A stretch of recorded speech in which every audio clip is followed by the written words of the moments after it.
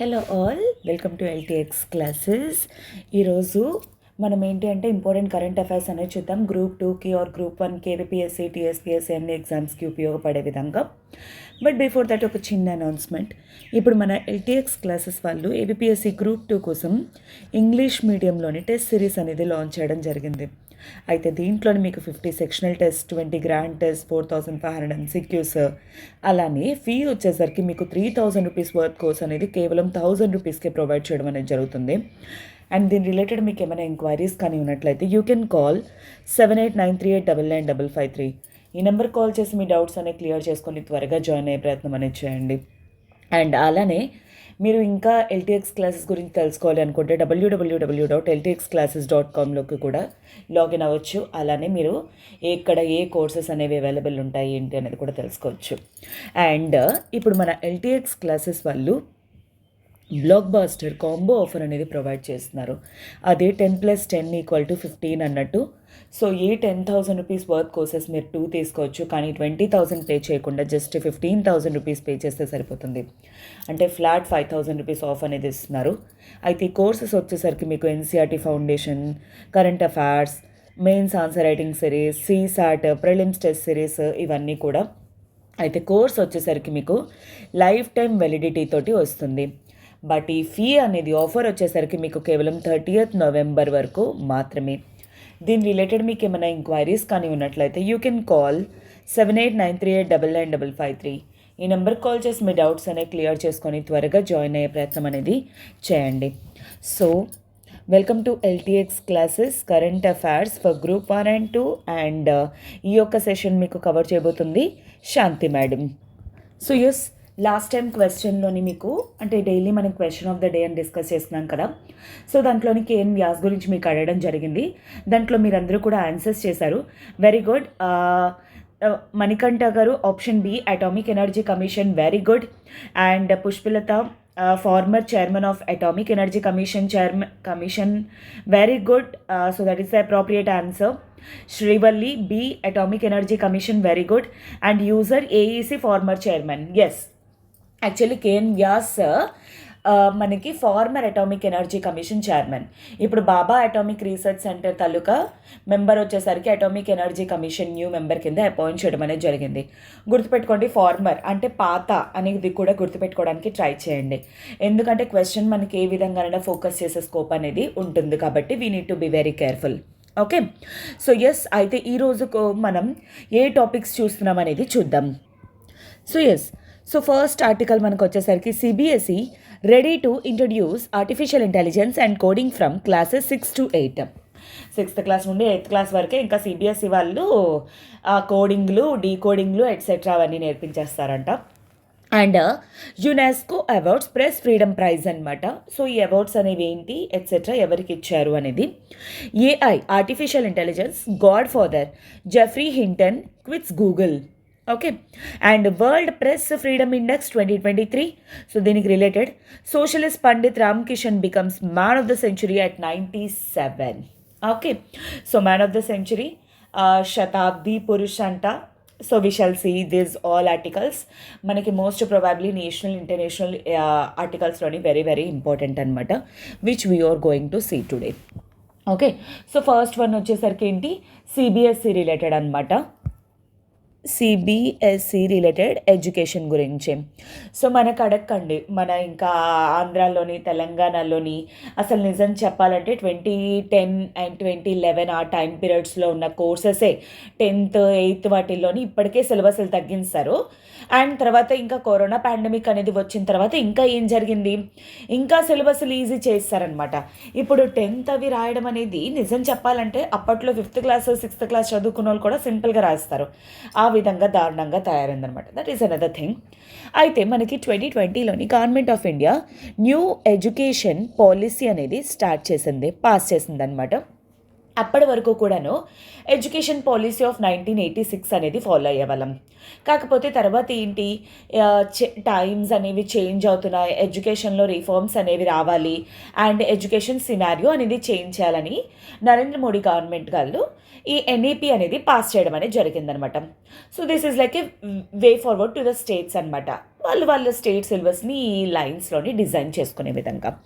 So దీన్ని follow అవుతూ CBSE ఏంటంటే రీసెంట్గా టోటల్ సిలబస్ అంతా కూడాను చేంజ్ చేయడం అనేది జరిగింది. అయితే మెయిన్ ఇంపార్టెంట్ థింగ్ ఏంటి అంటే ఈ ఎన్ఈపిలోని వచ్చేసరికి బేసికల్లీ ఇంకా 5th 6th క్లాసెస్ స్టార్ట్ అవుతున్నప్పుడనే పిల్లలకి ఫౌండేషనల్ స్కిల్స్ అనేవి ప్రొవైడ్ చేయాలి అని. ఫౌండేషనల్ స్కిల్స్ అనేవి ప్రొవైడ్ చేయాలి. For example like financial literacy కానీ ఆర్ బేసిక్ అరిథమెటిక్ స్కిల్స్ కానీ అండ్ అలానే సెక్యూరిటీ గురించి తెలుసుకోవడం కానీ ఇలాంటివన్నీ కూడా బేసికలీ వాళ్ళకి ప్రొవైడ్ చేయాలి అని చెప్పేసి చెప్పడం అనేది జరిగిందనమాట. అయితే వీటన్నిటి గురించి కోడింగ్, ఆర్టిఫిషియల్ ఇంటెలిజెన్స్ ఇలాంటివన్నీ కూడా మెన్షన్ చేసి సిబిఎస్ఈ అనేది పెట్టడం అనేది జరిగిందనమాట. అయితే ఇప్పుడు దీన్ని ఫాలో అయ్యి అంటే ఈ న్యూ ఎడ్యుకేషన్ పాలసీని ఫాలో అయ్యి సిబిఎస్ఈ వాళ్ళు ఏం చేశారు రీసెంట్గా సిలబస్లోని ఒకటి ఆర్టిఫిషియల్ ఇంటెలిజెన్స్ అండ్ ఇంకొకటి వచ్చేసరికి కోడింగ్. ఈ ఆర్టిఫిషియల్ ఇంటెలిజెన్స్ వచ్చేసరికి ఏంటి అంటే దీంట్లోని బేసికలీ న్యూరల్ నెట్వర్క్స్ గురించి అండ్ కంప్యూటింగ్ మెషిన్స్ గురించి అండ్ బ్లాక్ చైన్ టెక్నాలజీ గురించి ఇలాంటి వాటి గురించి అన్నిటి గురించి నేర్పిస్తారనమాట. అండ్ కోడింగ్ వచ్చేసరికి కంప్యూటేషనల్ స్కిల్స్ అనమాట. సో ఫైనల్లీ పిల్లలకి వచ్చేసరికి ఏంటి అంటే కోడింగ్ రిలేటెడ్ అనమాట. అంటే ఏ సాఫ్ట్వేర్స్ దానికి ఏ విధంగా కోడ్ చేయాలి, డీకోడ్ చేయాలి ఎట్సెట్రా ఇలాంటివన్నీ కూడా ఇప్పుడు నేర్పిస్తున్నారు. ఇంతకుముందు లైక్ ఇప్పుడు ఏంటి అంటే బేసికలీ చాలా వరకు కూడా ఏంటి బీటెక్కి వచ్చిన చాలామందికి వీఆర్ సేయింగ్ దాట్ బీటెక్ వచ్చినా సరే ఇంకా వాళ్ళకి ఏంటి అంటే ప్రాపర్గా కోడింగ్ అనేది రాదు, ఏది దేనికి వాడతారో అనేది తెలీదు. ఇంకా ఇప్పటికీ కూడా స్టిల్ జావా, సి++ మీద డిపెండ్ అయిన వాళ్ళు చాలామంది ఉన్నారు. సో యాక్చువల్లీ అవన్నీ కూడా అవుట్డేటెడ్ వర్జన్స్. ఇప్పుడు వచ్చేసరికి అంతా కూడా ఆర్టిఫిషియల్ ఇంటెలిజెన్స్లో చాట్ జీపీటీలు యూజ్ చేసడం ఎట్సెట్రా ఇదంతా కూడా అవుతుంది. సో అందుకోసమే CBSE what it thought basically వీళ్ళకి చిన్నప్పటి నుండే ఇలాంటి మైండ్ రిలేటెడ్ థింగ్స్ అనేవి వాళ్ళకి నేర్పించాలి అలాంగ్ విత్ దట్ అని చెప్పేసి డిజైన్ చేయడం అనేది జరిగింది.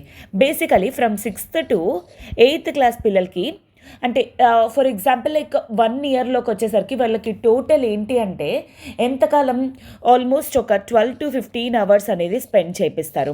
ఈ 12 to 15 hours అనేది 70:30 theoretical part and hands on. ఇది వచ్చేసరికి థియరీ పార్ట్ అండ్ ఈ 30 వచ్చేసరికి hands on activities.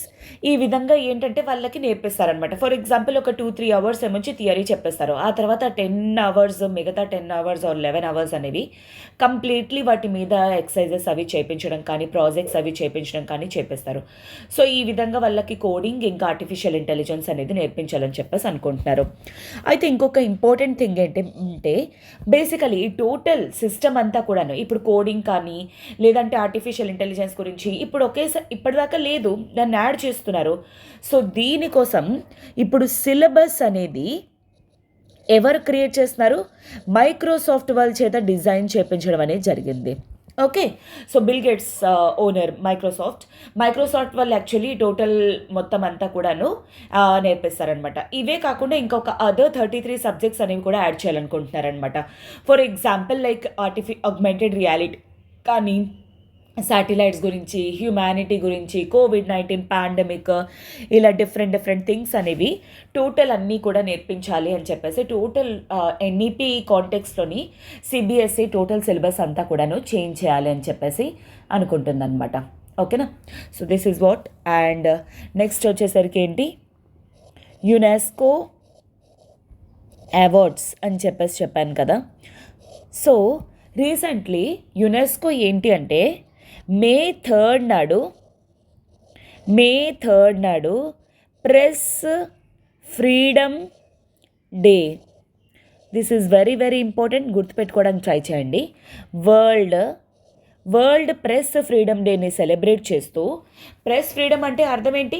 For example, this is the main pillar of society కదా, డెమోక్రసీ అనేది ఎన్ష్యూర్ చేయడంలోని. గవర్నమెంట్ ఏం చేస్తుంది, ఏం చెయ్యట్లేదు, క్వశ్చన్ చేసే రైట్ ప్రజలకు అవన్నీ కూడా తెలియాలి అంటే what is the source through? It is what the press. So అందుకోసమే ప్రెస్ ఏంటి అంటే ఫ్రీడమ్ అనేది ఉండాలి. ఫ్రీడమ్ అంటే అర్థం ఏంటి? లైక్ ఫర్ ఎగ్జాంపుల్, నేను ఏదైతే అనుకుంటున్నానో దాన్ని నిర్భయంగా నేను బయటికి చెప్పడాన్నే ఫ్రీడమ్ అని చెప్పేసి అంటాను. స్వాతంత్ర హక్కు అనమాట, లైక్ మాట్లాడే హక్కు, స్వాతంత్రం. సో అలాగే ప్రెస్ వాళ్ళు కూడా గవర్నమెంట్ ఏదైనా చేస్తుందంటే ఖండించాలి, గవర్నమెంట్ ఏదైనా తప్పు చేస్తుంది అంటే దానికి తెలిసేలాగా చేయడం, ఇలాంటివన్నీ కూడా దాని రెస్పాన్సిబిలిటీస్ అనమాట. సో అలాగా ఈ ప్రెస్ ఫ్రీడమ్ డేస్ అనేవి అవార్డ్స్ అనేవి యునెస్కో వాళ్ళు ఎవ్రీ ఇయర్ May 3 ఇస్తారు. అయితే ఈ ఇయర్ May 2023లోని 3 అవార్డ్స్ అనేవి 3 ఇరానియన్ విమెన్కి ఇవ్వడం అనేది జరిగింది. So that is the main reason why I chosen this article. నిజం చెప్పాలంటే అక్కడ విమెన్ రోల్ అనేది ఉండడం వల్ల ఎస్పెషల్లీ. సో వాళ్ళ 3 వచ్చేసరికి నీలూఫర్ హామేది అండ్ ఎలాహే మొహమ్మది అండ్ నార్జెస్ మొహమ్మది.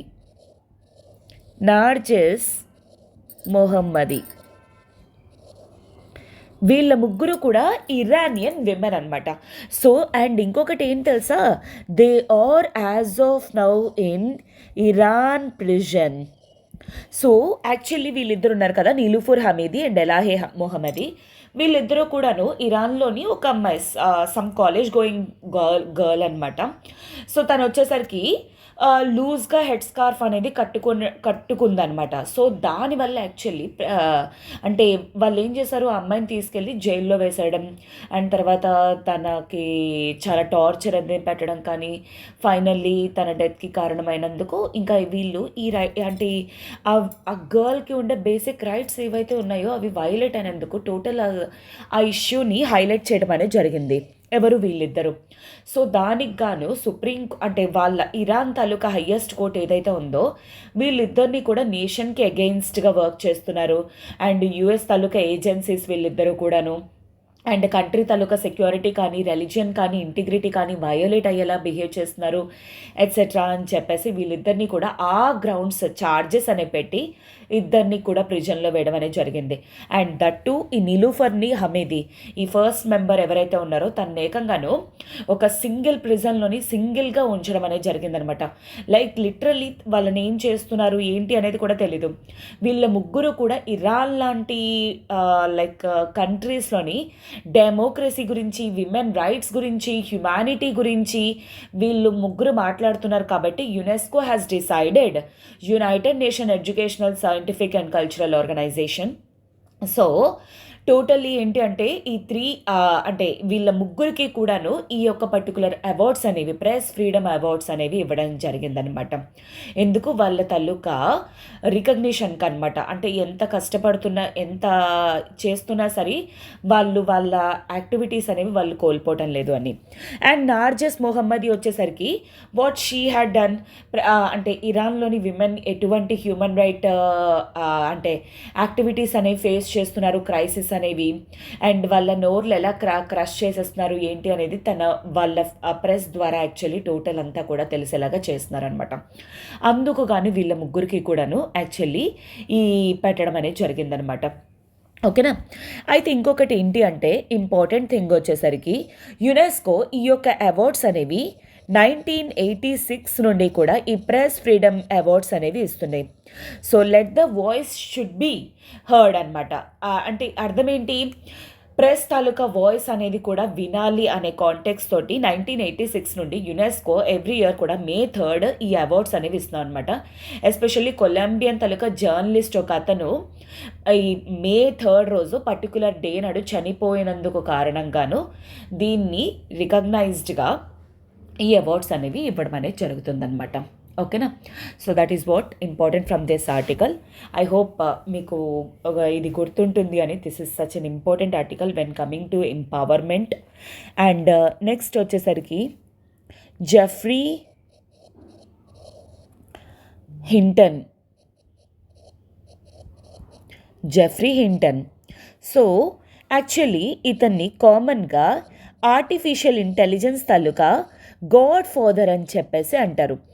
గాడ్ ఫాదర్ అంటే ఏంటి? ఎప్పుడైనా సరే ఏదైనా క్రియేట్ చేసిన వాళ్ళు, దానికోసం మెయిన్ రోల్ ప్లే చేసిన వాళ్ళని గాడ్ ఫాదర్స్ అని చెప్పేసి అంటారు. ఈ ఆర్టిఫిషియల్ ఇంటెలిజెన్స్ తాలూకా క్రియేషన్లో కానీ డెవలప్మెంట్లో కానీ Geoffrey Hinton along with his two other కలీగ్స్తో కలిపి వే బ్యాక్ ఇన్ 2012లోనే ఆర్టిఫిషియల్ ఇంటెలిజెన్స్కి బ్యాక్గ్రౌండ్ అనేది వేయడం అనేది జరిగింది. ఆర్ ఫౌండేషన్ స్టోన్ అని కూడా అనొచ్చు. ఫౌండేషన్ స్టోన్ అనేది వేయడం అనేది జరిగిందనమాట.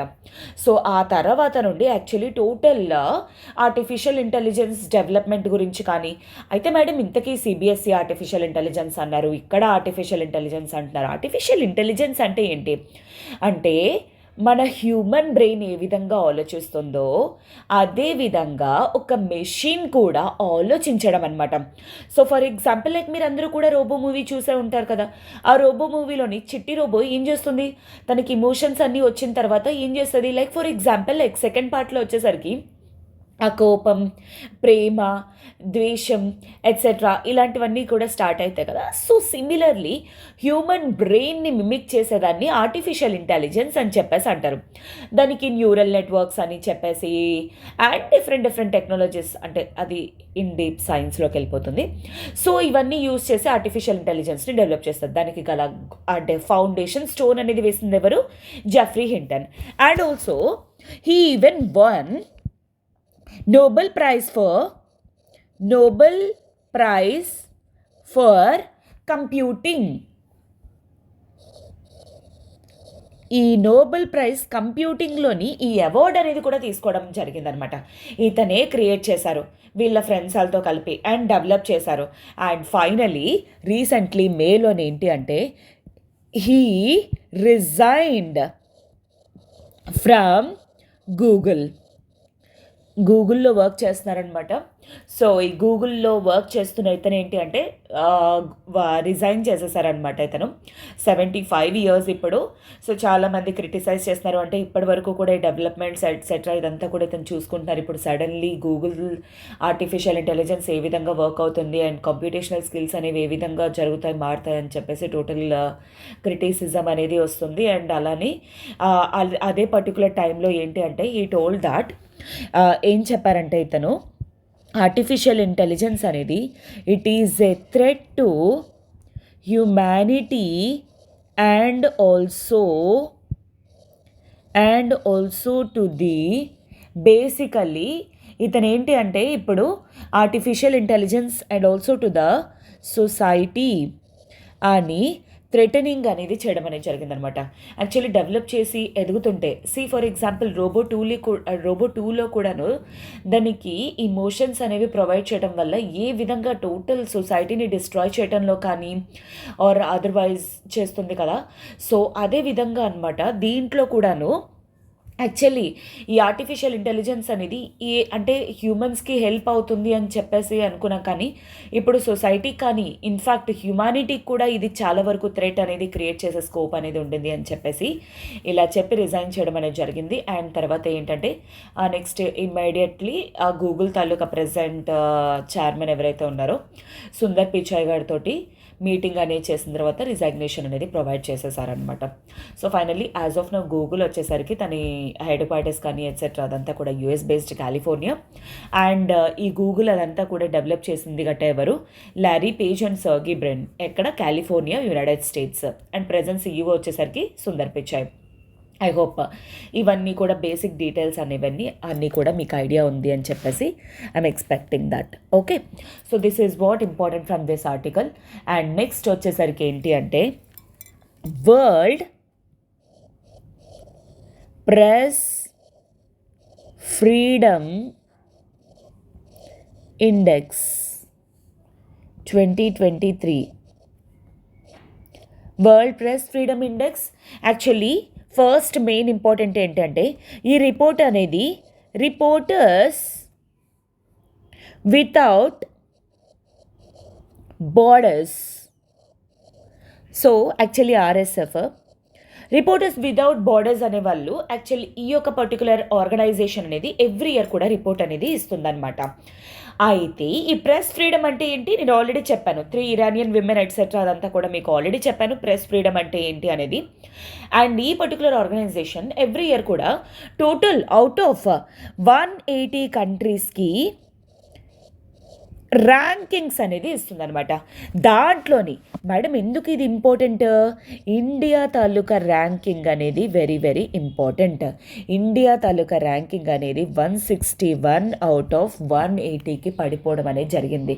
ఇది కంపారిటివ్లీ లాస్ట్ ఇయర్తో పోల్చుకుంటే ఇది వెరీ వెరీ లెస్ అనమాట. అంటే ఇండియాలోని జర్నలిస్టిక్ కానీ ప్రెస్ వాళ్ళకి కానీ ఎటువంటి ఫ్రీడమ్ అనేది లేదు. అందులోని కూడా చాలా వరకు కూడా వాళ్ళ లైఫ్కి థ్రెట్ అనేది ఉండింది అని చెప్పేసి. అండ్ లాస్ట్ ఇయర్ వచ్చేసరికి 150/180 2022లోనమాట. అయితే మెయిన్ ఇంకొకటి ఇంపార్టెంట్ ఏంటి అంటే దీంట్లో 5 ఇండికేటర్స్ అనేవి ఉంటాయి. ఆ 5 ఇండికేటర్స్ ఏంటి, పొలిటికల్ ఇండికేటర్, అదేవిధంగా economic indicator, legislative indicator and social indicator,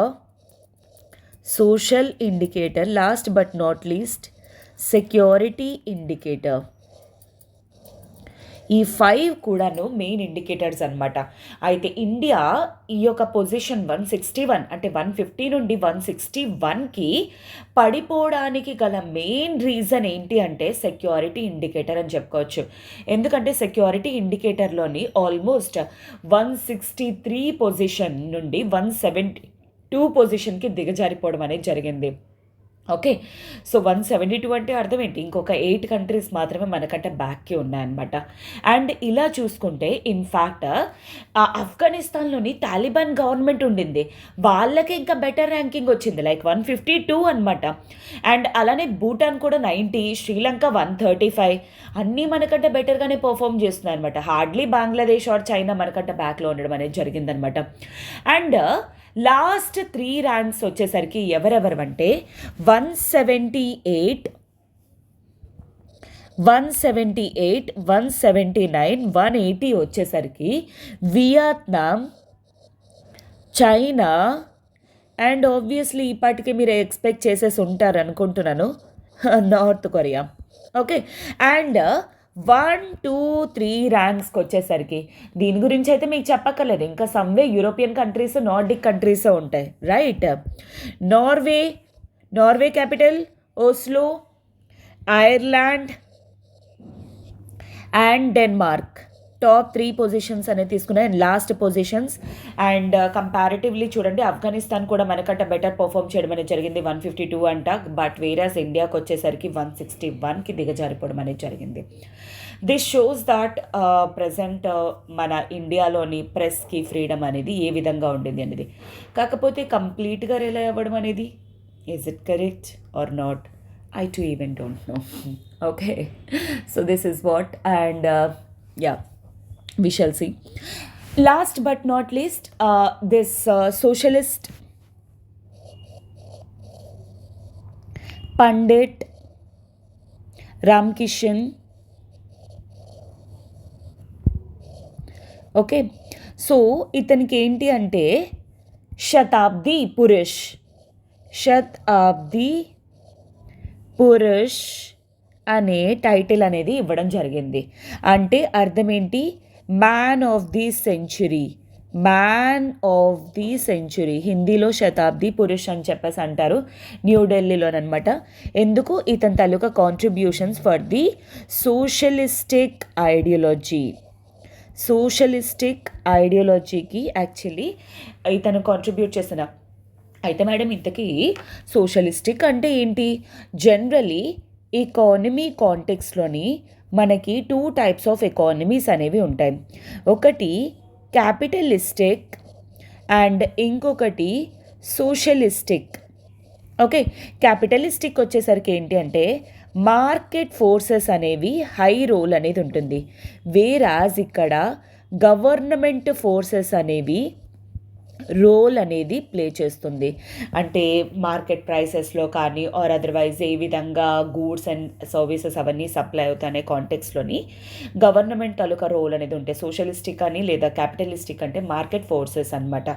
market demand బట్టి సప్లై బట్టి ఉంటే దాన్ని క్యాపిటలిస్టిక్ అంటారు.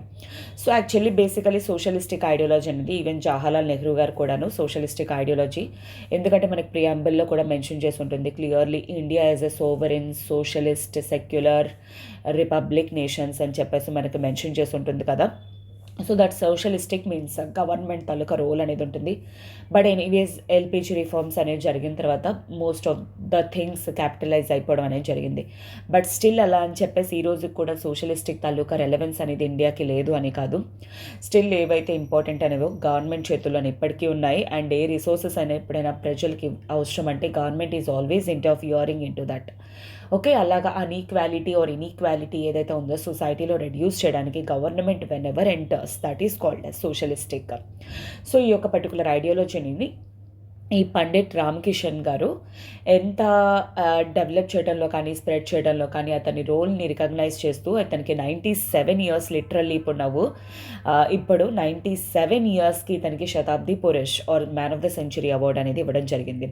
సో బేసికలీ మనం క్వశ్చన్ ఇలా ఎక్స్పెక్ట్ చేయొచ్చు, who is the man of the century goes to socialistic leader ఎవరు, which are the following or etcetera, ఇలాంటి టైప్ ఆఫ్ బేస్డ్ క్వశ్చన్స్ అనేవి మనం ఎక్స్పెక్ట్ చేసే స్కోప్ అనేది ఉంటుంది. ఓకేనా? So yes, I hope that is very much clear to you, and with this I'm moving to question of the day for today. Question of the day, okay. World Press Freedom Awards given by option A United Nations, option B World Bank, option C IMF, option D International Labour Organization. So I hope మీకు answer అనేది పెడతారు అని చెప్పేసి, and మీకు అర్థమైనట్లయితే ఆ ముగ్గురు women పేర్లు కూడా రాయడానికి ట్రై చేయండి, సో దట్ మీకు అలాంటివి మైండ్లో ఫీడ్ అవుతాయి. And kindly I suggest you to right even notes on this, so that ఏంటి అంటే లాస్ట్ మూమెంట్లో ఎగ్జామ్కి వెళ్ళే టైంలో మీకు ఏంటి అంటే రిఫర్ చేసుకోవడానికి హెల్ప్ అవుతుంది. అలానే ఇఫ్ అట్ ఆల్ మీరు మన ఎల్టీఎక్స్ క్లాసెస్ తాలూకా టెలిగ్రామ్ ఛానల్ కింద ప్రొవైడ్ చేస్తాం, ఆ ఛానల్లో మీరు జాయిన్ అయినా దీని తాలూకా పీడిఎఫ్ అనేది మీకు అవైలబుల్గా ఉంటుంది. ఓకేనా? So yes, this is it for today students. Have a good day. All the very best for your preparation, and we shall meet with some other new important articles tomorrow. Till then, have a good day. Take care.